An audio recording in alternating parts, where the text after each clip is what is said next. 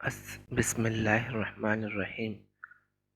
اللہ عز و جل کے نام سے شروع جو بڑا مہربان اور نہایت رحم فرمانے والا ہے۔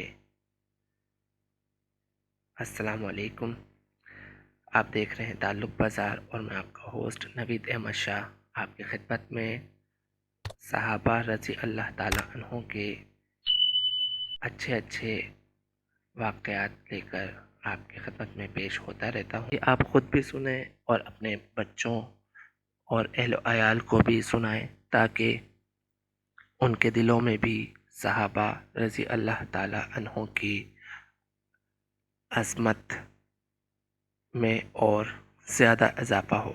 تو شروع کرتے ہیں۔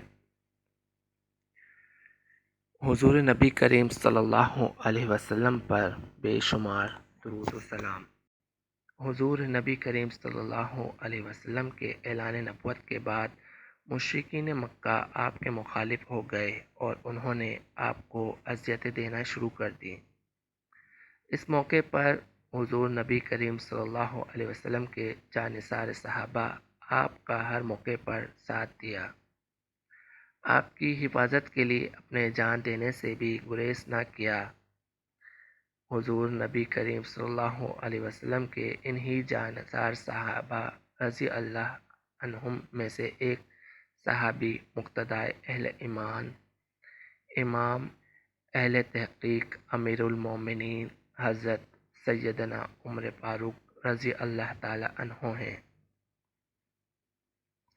حضرت سیدنا عمر فاروق رضی اللہ تعالی عنہ کے فضائل و خصائل بے شمار ہیں۔ حضور نبی کریم صلی اللہ علیہ وسلم نے حضرت سیدنا عمر فاروق کے بارے میں فرمایا، عمر رضی اللہ تعالی عنہ کی زبان میں حق بولتا ہے۔ ایک اور موقع پر حضور نبی کریم صلی اللہ علیہ وسلم نے حضرت سیدنا عمر رضی اللہ تعالی عنہ کے بارے میں فرمایا، اگر میرے بعد کوئی اور نبی ہوتا تو وہ یقیناً عمر رضی اللہ تعالی عنہ ہوتے۔ حضرت سیدنا عمر فاروق رضی اللہ تعالی عنہ کا قبول اسلام۔ حضور نبی کریم صلی اللہ علیہ وسلم نے جس وقت نبوت کا اعلان کیا، اس وقت حضرت سیدنا عمر رضی اللہ تعالی عنہ کی عمر مبارک تقریباً 27 برس تھی۔ حضور نبی کریم صلی اللہ علیہ وسلم نے جب توحید کی دعوت دی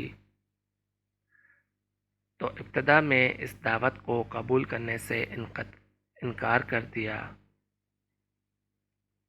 حضور نبی کریم صلی اللہ علیہ وسلم نے اللہ عز و جل کے حضور دعا فرمائی، یا اللہ، عمر بن خطاب رضی اللہ تعالی عنہ یا عمر بن حشام دونوں میں سے ایک کے ذریعے اسلام کی خدمت فرما۔ اللہ عز و جل نے حضور نبی کریم صلی اللہ علیہ وسلم کی دعا کو شرف قبولیت بخشی اور حضرت سیدنا عمر فاروق دار اسلام میں داخل ہوئے۔ آپ رضی اللہ تعالیٰ عنہ کی بہن حضرت فاطمہ بن خطاب بھی دائرہ اسلام میں داخل ہو چکی تھیں اور انہوں نے اپنے قبول اسلام کو خاندان کے دیگر لوگوں اور سیدنا عمر فاروق رضی اللہ تعالیٰ عنہ سے چھپا رکھا تھا۔ اسی طرح آپ کے خاندان کے ایک اور شخص حضرت نعیم بن عبداللہ رضی اللہ تعالیٰ عنہ بھی اسلام قبول کر چکے تھے۔ حضرت سیدنا عمر فاروق اسلام قبول کرنے والوں کے ساتھ نہایت سختی سے پیش آتے۔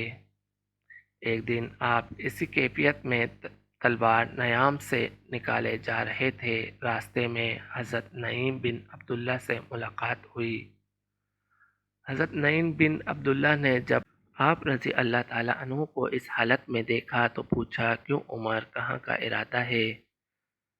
آپ نے کہا، میں آج محمد صلی اللہ علیہ وسلم کو نعوذ باللہ قتل کرنے کی غرض سے چلا ہوں۔ حضرت نعیم بن عبداللہ نے حضرت سیدنا عمر فاروق رضی اللہ تعالیٰ عنہ کی بات سن کر کہا، عمر، تمہیں تمہارا نفس دھوکہ دے رہا ہے۔ تم کیا سمجھتے ہو اگر تم محمد صلی اللہ علیہ وسلم کو قتل کر دیا تو بنی عبد المناف تمہیں چھوڑ دیں گے، تم زمین پر چلنے کے قابل بھی نہ رہو گے، اور ان کو قتل کرنے سے پہلے تم اپنے گھر کی خبر لو، تمہاری بہن اور بہنوئی نے اسلام قبول کر لیا ہے اور انہوں نے حضور نبی کریم صلی اللہ علیہ وسلم کی پیروی اختیار کر لی ہے۔ آپ نے جب حضرت نعیم بن عبداللہ رضی اللہ تعالی عنہ کی بات سنی تو راستہ بدل کر اپنی بہن کے گھر روانہ ہو گئے۔ حضرت سیدنا عمر فاروق رضی اللہ تعالی عنہ کی بہن اور بہنوئی کے گھر میں اس وقت حضرت خباب بن الارات رضی اللہ تعالی عنہ موجود تھے، جو انہیں سورہ طٰہٰ کی تعلیم دے رہے تھے۔ آپ کے قدموں کی آہٹ سن کر حضرت سعید بن زید رضی اللہ تعالی عنہ نے حضرت خباب بن الارات رضی اللہ تعالی عنہ کو گھر کے ایک کونے میں چھپا دیا۔ حضرت سیدنا عمر فاروق گھر میں داخل ہوئے اور پوچھا، تم لوگ ابھی کیا پڑھ رہے تھے؟ آپ کی بہن حضرت فاطمہ بن خطاب نے کہا، کچھ بھی نہیں۔ آپ نے کہا، کیوں نہیں؟ میں نے خود اپنے کانوں سے تم دونوں کو کچھ پڑھتے سنا ہے، اور مجھے یہ معلوم ہو گیا ہے تم دونوں نے محمد صلی اللہ علیہ وسلم کے دین کی پیروی اختیار کر لی ہے۔ یہ کہتے ہوئے اپنے بہنوئی حضرت سعید بن زید رضی اللہ تعالی عنہ کو مارا۔ حضرت فاطمہ بن خطاب شوہر کو بچانے کے لیے آگے بڑھیں تو آپ نے ان کو دھکا دے مارا، جس سے ان کا سر پھٹ گیا اور خون بہنا شروع ہو گیا۔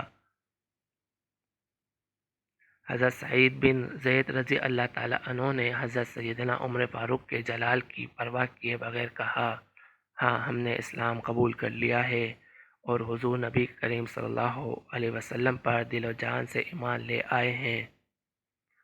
حضرت سیدنا عمر فاروق نے بہنوئی حضرت سعید بن زید رضی اللہ تعالیٰ عنہ کا سخت لہجہ اور بہن کا بہتا ہوا خون دیکھا تو قدرے شرمندہ ہو گئے اور کہنے لگے، اچھا، مجھے بھی وہ صفحات دکھاؤ جو تم پڑھ رہے تھے، میں تمہیں وہ پڑھ کر واپس کر دوں گا۔ حضرت فاطمہ بن خطاب رضی اللہ تعالی عنہ نے کہا، آپ ان صفحات کو کوئی ناپاک شخص نہیں چھو سکتا، اس کے لیے پہلے تمہیں غسل کرنا ہوگا۔ آپ رضی اللہ تعالی عنہ نے غسل کیا اور اپنے بہن اور بہنوئی سے ان اوراق کا مطالبہ کیا۔ حضرت فاطمہ بن خطاب رضی اللہ تعالی عنہ نے خود سورہ طٰہٰ کی تلاوت شروع کی۔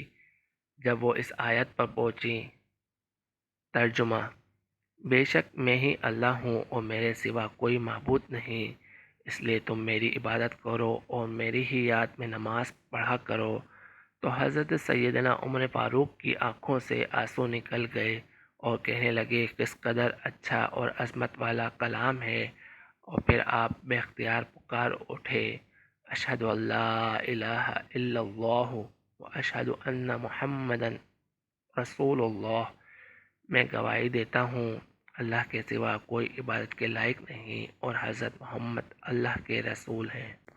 حضرت خباب بن الارات رضی اللہ تعالی عنہ جو کہ گھر کے اندر چھپے ہوئے تھے، انہوں نے جب حضرت سیدنا عمر فاروق کی زبان مبارک سے یہ کلمات سنے تو باہر نکل آئے اور کہنے لگے، عمر رضی اللہ تعالی عنہ، واللہ میں نے کل ہی حضور کو دعا فرماتے سنا تھا کہ یا الہی، عمر بن خطاب اور عمر بن ہشام دونوں میں سے ایک کے ذریعے دین اسلام کو تقویت پہنچا،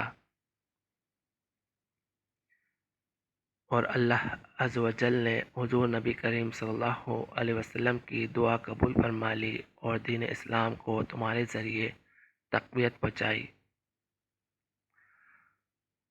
حضرت سیدنا عمر فاروق کے قلب پر رقت طاری ہو گئی۔ آپ رضی اللہ تعالی عنہ کہنے لگے، مجھے اسی وقت حضور نبی کریم صلی اللہ علیہ وسلم کی خدمت میں لے جاؤ۔ حضور نبی کریم صلی اللہ علیہ وسلم اس وقت کوہ صفا کے نواح میں دارالقم میں موجود تھے۔ حضرت سیدنا عمر فاروق رضی اللہ تعالی عنہ دار ارقم روانہ ہو گئے۔ صحابہ کرام رضی اللہ عنہم نے جب حضرت سیدنا عمر فاروق کو آتے دیکھا تو حضور نبی کریم صلی اللہ علیہ وسلم کو اس بات کی اطلاع پہنچائی۔ حضور نبی کریم کے چچا حضرت سیدنا حمزہ رضی اللہ تعالی عنہ، جو کہ اس وقت حضور نبی کریم صلی اللہ علیہ وسلم کے پاس موجود تھے، انہوں نے جب حضرت سیدنا عمر فاروق کے متعلق سنا تو فرمایا، عمر کو آنے دو، اگر تو وہ بھلائی کے ارادے سے آیا ہے تو اس کے ساتھ بھلائی ہی ہوگی، اگر وہ کسی برائی کے ارادے سے یہاں آیا ہے تو میں اس کا سر قلم کر دوں گا۔ حضرت سیدنا عمر فاروق اس وقت دار ارقم میں حاضر ہوئے تو نبی کریم صلی اللہ علیہ وسلم کا دامن پکڑ کر فرمایا، یا رسول اللہ صلی اللہ علیہ وسلم، اسلام قبول کرنے کے لیے حاضر ہوا ہوں۔ حضور نبی کریم صلی اللہ علیہ وسلم نے حضرت سیدنا عمر فاروق رضی اللہ تعالی عنہ کی بات سن کر نعرہ تکبیر بلند کیا اور صحابہ رضی اللہ تعالی عنہ نے جواب میں اللہ اکبر کا نعرہ بلند کیا۔ تو جناب، آج تک کے لیے اس ایپیزوڈ کو یہیں تک رکھتے ہیں۔